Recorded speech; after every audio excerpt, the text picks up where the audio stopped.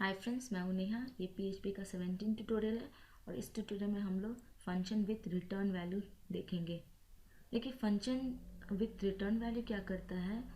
Return function return कर सकता है वैल्यू को रिटर्न स्टेटमेंट के थ्रू। वो रिटर्न या तो आपको वैल्यू कर सकता है या ऑब्जेक्ट कर सकता है। रिटर्न क्या करता है, स्टॉप कर देता है एग्जीक्यूशन उस फंक्शन का, और जो भी वैल्यू होगा वो उससे रिटर्न कर देगा, और जो वैल्यू होगा वो कॉलिंग कोड को रिटर्न कर देगा। तो चलिए, लिखने का तरीका क्या है। चलिए हम प्रोग्राम लिखते हैं। मैं एक फंक्शन क्रिएट कर लेती हूँ, और मान लीजिए कि कोई टेक्स्ट है और उसको हम बोल्ड कर रहे हैं। तो ये मैंने एक फंक्शन क्रिएट कर ली और उसका नाम मान लीजिए मेक बोल्ड डाल देती हूँ। ठीक है, और इसके अंदर हम पैरामीटर डाल देते हैं डॉलर टेक्स्ट, और मैं यहाँ पे क्या कर रही हूँ, रिटर्न करा रही हूँ डॉलर टेक्स्ट।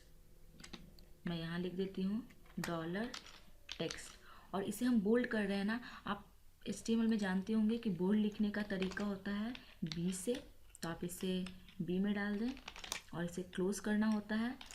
यहाँ आप क्लोज कर लें, तो ये क्या हो जाएगा, जो भी यहाँ टेक्स्ट आएगा वो यहाँ आएगा, और जो भी टेक्स्ट यहाँ पे रहेगा उसे ये बोल्ड कर देगा। देखिए मैंने यहाँ पे, देखिए आप यहाँ पे मैंने बोल्ड कर रही हूँ। ठीक है, तो चलिए इसे कॉल करते हैं। जो भी फंक्शन का नाम है आप उसे लिख लें, मेक बोल्ड और सेमीकोलन। यहाँ पे देखिए मैंने यहाँ पैरामीटर डाली हूँ, तो इसके अंदर आपको वैल्यू डालना होगा। तो मान लीजिए मैं लिख देती हूँ this is a bold text, और इसे सेव कर लें, और मैं यहाँ रिफ़्रेश कर देती हूँ। तो आप देख सकते हैं कुछ भी नहीं आया है, इसलिए क्योंकि हमने कहीं पे भी इको नहीं कराया है। तो इको कराने के लिए या तो आप किसी वेरिएबल में से डाल लें और तब इको कराएं, या आप सिंपली यहाँ पे इको करा सकते हैं। ठीक है, तो इसे इको करा लें और इसे सेव कर लें, यहाँ रिफ़्रेश कर लें। तो आप देख सकते हैं this is a bold text आ चुका है। देखिए ये किस तरीके से काम कर रहा है। पहले मैं इसे वेरिएबल में डाल देती हूँ। आप ऐसा भी कर सकते हैं, कोई वेरिएबल बना लें, और यहाँ मैं लिख देती हूँ बोल्ड टेक्स्ट। ठीक है, और इक्वल्स टू मेक बोल्ड, जो भी आपका फंक्शन है इसमें इस वेरिएबल में सेव हो गया है, और इसे हम इको करा लेते हैं, इको डॉलर बोल्ड टेक्स्ट। ठीक है, और इसे सेव कर लें। देखिए सेम रिजल्ट ये देगा। इसे रिफ़्रेश कर लें और देख सकते हैं this is a bold text ही रिटर्न किया। तो ये काम कैसे कर रहा है, सबसे पहले हमने फंक्शन बनाया, फंक्शन का नाम मेक बोल्ड रखी, उसके अंदर पैरामीटर डाले, जो भी आपका यहाँ पे डॉलर टेक्स्ट आएगा उसे रिटर्न कर दिया, और जो भी टेक्स्ट होगा उसे बोल्ड कर देगा। यहाँ पे हमने उसे कॉल किया, कॉल इसके अंदर वैल्यू पास कराई, this is a bold text. जो भी फंक्शन कॉल हुआ है मेक बोल्ड, जो भी ये इसके अंदर जो टेक्स्ट है ये यहाँ चला जाएगा, this is a bold text, ये यहाँ चला जाएगा, और ये रिटर्न कर देगा this is a bold text. जो भी हमने यहाँ पे बोल्ड कर रही हूँ इसलिए ये टेक्स्ट उसे बोल्ड कर देता है this is a bold text को। और हमने यहाँ क्या किया, जो भी फंक्शन है, जो भी मैं कॉल कर रही हूँ इसे एक वेरिएबल में सेव कर दी, और यहाँ पे मैं इको करा रही हूँ। मान लीजिए कि ये दूसरा, मान लीजिए मैं एक बार और कॉल करना चाहती हूँ फंक्शन को, तो मैं दूसरा एक वेरिएबल बना लेती हूँ, मान लीजिए कि बोल्ड टेक्स्ट 2 बना लेती हूँ। ठीक है, और यहाँ पे मैं कॉल कर लेती हूँ बोल्ड मेक बोल्ड। ठीक है, और इसके अंदर मैं डाल देती हूँ, मान लीजिए thank you for liking and subscribing to my channel. ठीक है, और इसे सेव कर लेती हूँ। ठीक है, और इसे मैं इको कर देती हूँ, यहाँ हम इको कर लेते हैं इको, और जो भी आपका ये वेरिएबल है इसे मैं कॉपी कर लेती हूँ और यहाँ मैं पेस्ट कर देती हूँ सेमीकोलन। तो अब क्या हुआ, मेक बोल्ड जो आपका फंक्शन है इसे मैंने यहाँ पे कॉल किया है, इसके अंदर जो भी टेक्स्ट होगा thank you for liking and subscribing ये यहाँ चला जाएगा, और इसे ये रिटर्न कर देगा। देखिए ये बोल्ड हो जाएगा क्योंकि हमने यहाँ पे बोल्ड डाला है, और यहाँ पे हमने इको करा लिया। तो इसे सेव कर लें और मैं रिफ़्रेश कर देती हूँ, तो ये यहाँ पे देख सकते हैं आ गया। यहाँ हम ब्रेक डाल देते हैं कि ये नीचे चला जाए, और यहाँ रिफ़्रेश कर देती हूँ, तो देख सकते हैं thank you for liking and subscribing to my channel ये यहाँ आ गया है। तो आपने जाना कि किस तरीके से हम रिटर्न करते हैं। यहाँ पे सबसे पहले आप फंक्शन लिखें, फंक्शन का नाम लिखें, कोई भी पैरामीटर आप पास करा दें, रिटर्न लिखने का तरीका ही रिटर्न कर दें, और जो भी आपको रिटर्न करना है यहाँ पे आप लिख दें और इस सेमीकोलन से टर्मिनेट कर दें। कॉल करने का तरीका सेम है। आप कोई भी फंक्शन का नाम लिख लें, जो भी आपका नाम यहाँ पे है उसके अंदर वैल्यू पास करा दें। और यहाँ पे हमने एक, या तो आप डायरेक्ट इको कर सकते हैं या तो हमने एक वेरिएबल बनाया है और उसके बाद हमने इको कर दिया है। आप एक से ज़्यादा पैरामीटर भी डाल सकते हैं। तो चलिए हम दूसरा प्रोग्राम बनाते हैं जिसमें हम ऐड कर रहे हैं। तो मान लीजिए एक फंक्शन क्रिएट करती हूँ जिसका कि नाम ऐड फंक्शन है, ठीक है। और यहाँ मैं कर्ली ब्रेसेस डाल देती हूँ, इसके अंदर पैरामीटर डालती हूँ।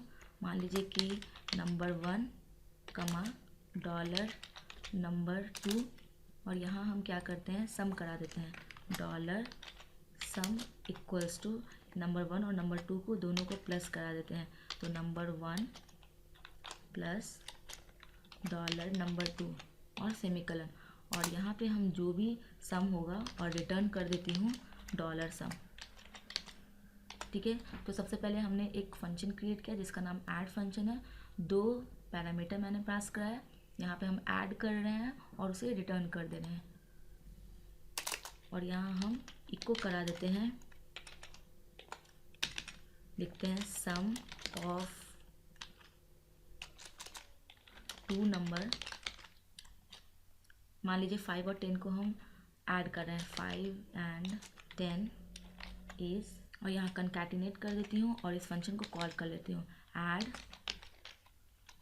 फंक्शन। और देखिए इसमें वैल्यू 2 है, यहाँ पे नंबर 1 नंबर 2, तो यहाँ वैल्यू मैं डाल देती हूँ। मान लीजिए मैं 5 और 10 ऐड करा रही हूँ, तो 5 और 10 डाल दिया मैंने।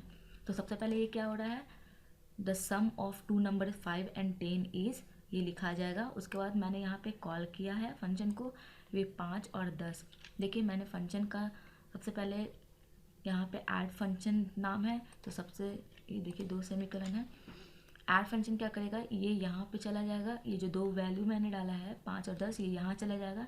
नंबर 1 में 5 चला जाएगा और नंबर 2 में 10 चला जाएगा। यहाँ पे सम हो जाएगा, नंबर 1 और 2 क्या हो जाएगा, 5 और 10 15 हो जाएगा। 15 जो वैल्यू होगा वो डॉलर सम में चला जाएगा और ये रिटर्न देखिए क्या कर देगा, 15। तो इसे सेव कर लें और मैं यहाँ रिफ्रेश कर देती हूँ। तो देखिए सम ऑफ 2 नंबर 5 and 10 इज़ 15 आ चुका है।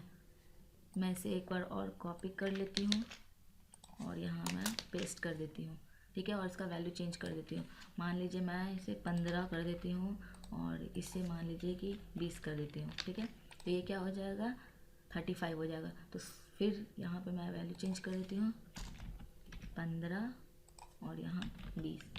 तो ये क्या आ जाएगा, सम ऑफ 2 नंबर 15 and 20। यहाँ पे फंक्शन को कॉल कर लिया है, 15 और 20 दोनों वैल्यू यहाँ आ चुका है। सम के अंदर 15 और 20 दोनों को ऐड करके वैल्यू आ गया 35 और ये रिटर्न कर दिया 35। तो sum of 2 number 15 and 20 is 35 print हो जाएगा। इसे रिफ्रेश कर लें और यहाँ पे देख सकते हैं सम ऑफ 2 नंबर 15 and 20 इज़ 35।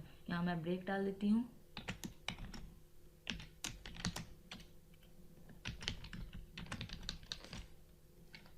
ठीक है। और इसे सेव कर लें और मैं यहाँ रिफ्रेश कर देती हूँ, तो ये नीचे आ गया है। नेक्स्ट हम क्या देखेंगे, फंक्शन विथ डिफ़ॉल्ट वैल्यू। चलिए हम वैसा फंक्शन बनाते हैं डिफ़ॉल्ट वैल्यू का। तो मैं इसे हटा देती हूँ।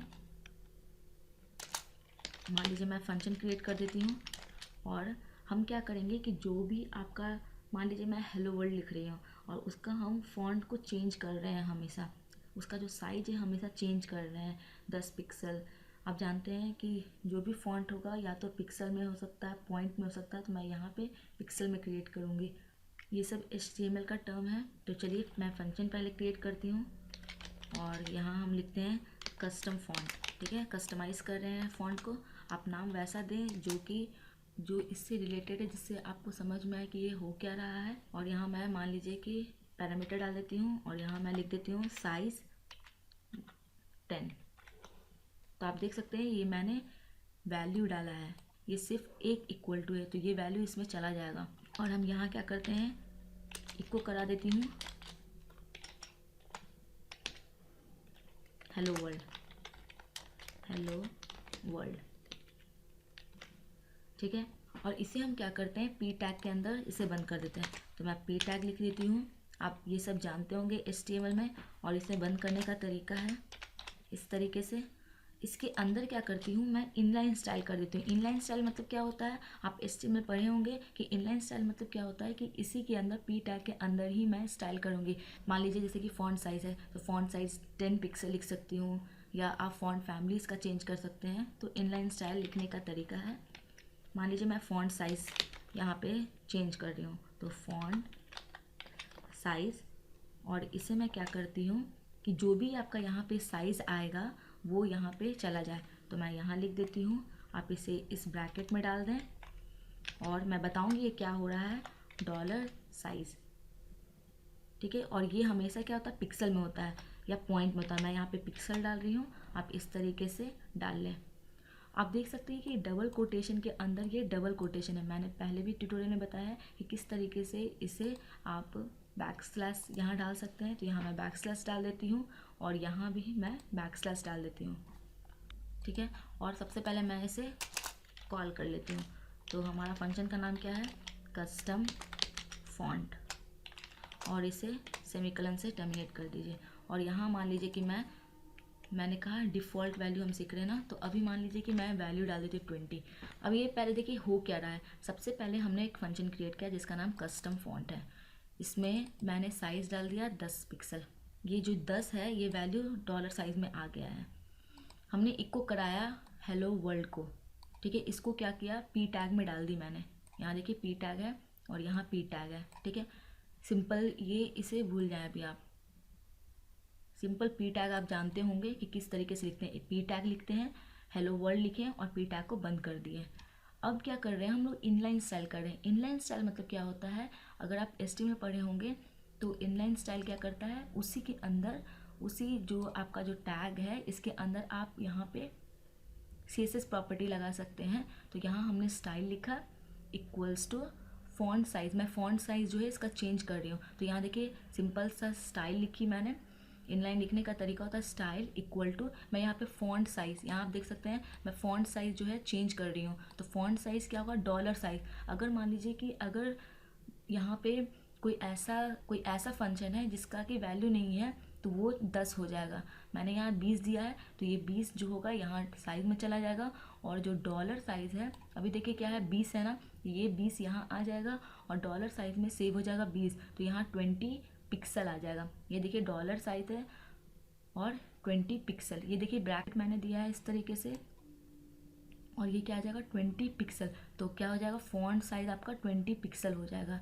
ये सिंपल आपका CSS है, ठीक है। तो इसे सेव कर लें, ठीक है, और इसे मैं रिफ़्रेश कर देती हूँ। तो आप देख सकते हैं हेलो वर्ल्ड जो होता है 20 पिक्सल आ चुका है। अगर मान लीजिए इसका मैं फ़ॉन्ट साइज़ बढ़ा देती हूँ, अब क्या करती हूँ, कस्टम फॉन्ट, और यहाँ पे मान लीजिए मैं 40 पिक्सल 40 डाल देती हूँ, तो ये क्या हो जाएगा 40 पिक्सल।